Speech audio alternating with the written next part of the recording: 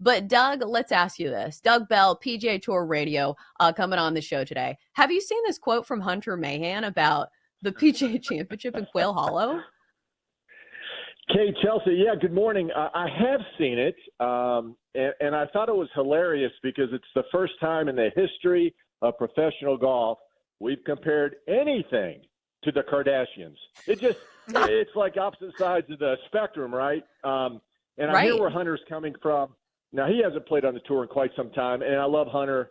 I was out here walking inside the ropes with him when he was winning some big-time tournaments. But I do disagree.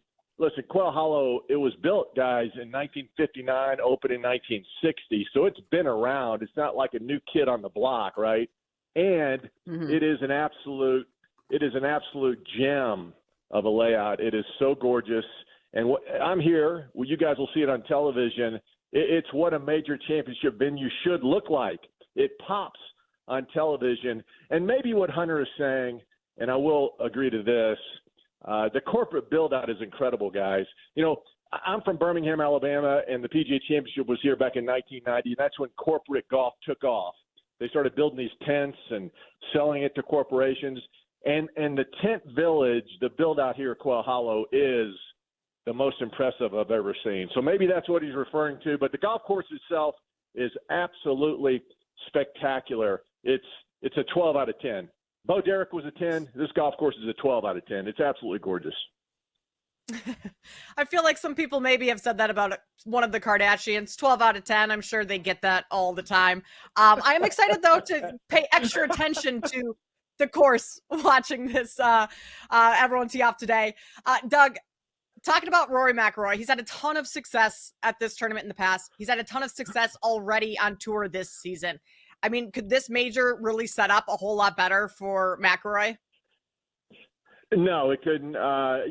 He says it's his favorite golf course, and that's not hyperbole.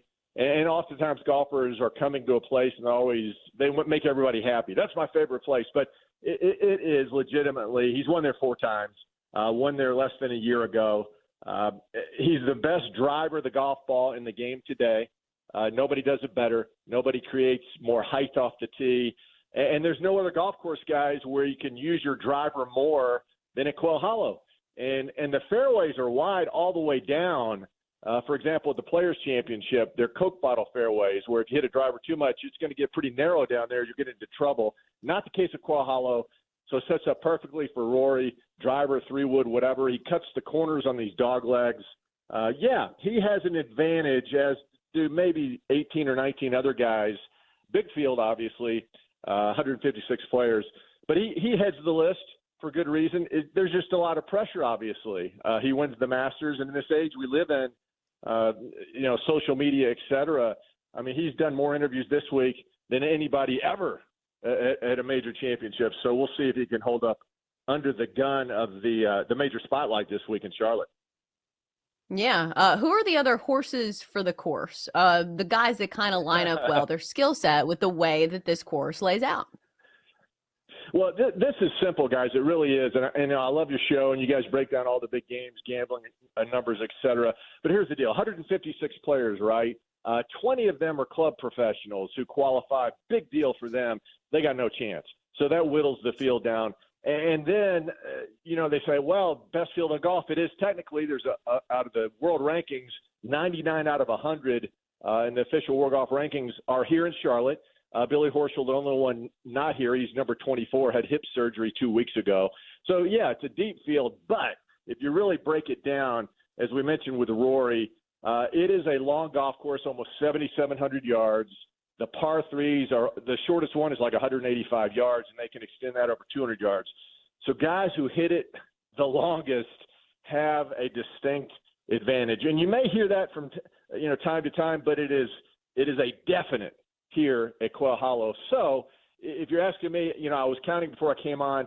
I got 20 guys, 20 players I believe have a legitimate chance at winning this PGA Championship. You mentioned Rory, one of the favorites for a reason. Scotty Scheffler is healthy. Wins 3 weeks ago, number 1 player in the world for a reason. Bryson DeChambeau, long hitter, almost won the PGA Championship a year ago. So, guys, it's the usual suspects, right? And I know that's not sexy, but the long shots are not going to win a major championship anymore. The courses are too difficult, and the guys who are long shots aren't as good as the top guys anymore. There's a significant difference between number 1 and number 100. You're just not going to have any Rich Beams win the PGA Championship anymore. They're not going to come out of nowhere. So you're down to the big names, and I think the best odds guys, if you look at the guys that are plus 4,000, you got guys who haven't won a major, like Tommy Fleetwood's never won a major. Not sure he's long enough. But Patrick Cantlay, guys, settle in on Patrick Cantlay, 33 years old. Most of these guys get their biggest wins in their early 30s. Cantlay hasn't won in almost 3 years, which I like because he's due. He's really good. 10 out of 10 cuts made this year, even though some of his events are no cuts, these signature events. 3 top 10s. Played really well last week in Philadelphia. It's about time a guy like Patrick Cantlay, who's really talented, busts through and gets that label off his back. Best player who's never won a major. These guys hate that. And Xander did it last year at Valhalla. And if you're asking me in my pick, and I've been pretty strong on this all week, Patrick Cantlay, coming out of that 4,000 to 1, plus 4,000 category. I have a $5 free bet over at BetMGM. I'll be putting that on Patrick Cantlay. Doug, I like it. It's a nice little payout. Yeah, I think so. The other storyline, and there's plenty coming into this tournament, Jordan Spieth and needing one more major to complete the Grand Slam. How crazy would it be if we see or have seen Rory complete that Grand Slam at the Masters and then Jordan Spieth potentially do it here this weekend? Well, from somebody who loves the game of golf, and I've been out here walking, playing, well, not as good as I used to anymore, but certainly walking now and loving it. It would be awesome. It really would be incredible to think that Rory would be number 6, and then here we are in the second major championship, and Jordan number 7. Only 2 guys playing right now have a chance to win the career Grand Slam, and Phil, he's here this week, but Phil's not going to win the U.S. Open, guys. He's aging, and he's not going to win the U.S. Open anytime soon. So Jordan is our legitimate guy. The only thing, if you look back, his best finish, 2015 was his incredible year when he won 2 majors and could have won all 4. And he finished second to Jason Day in 2015 at the PGA Championship. He has one other top 3 at Bethpage a few years ago. I think it was 2019. So he's never played really well at the PGA Championship for whatever reason. And there's a lot of great players who've never completed the career Grand Slam. Could he be one of those guys? I don't know. He's actually trending, guys. He's playing really well. And early in the year, he coming off wrist surgery, and now as the season has progressed, he had that scar tissue in his wrist, and it's kind of broken up. So he told me a few weeks ago he has more freedom now in the wrist. So I think he's trending. It would not shock me to see Jordan win it. He's a guy like Cantlay. He's due. Hasn't won in a couple of years.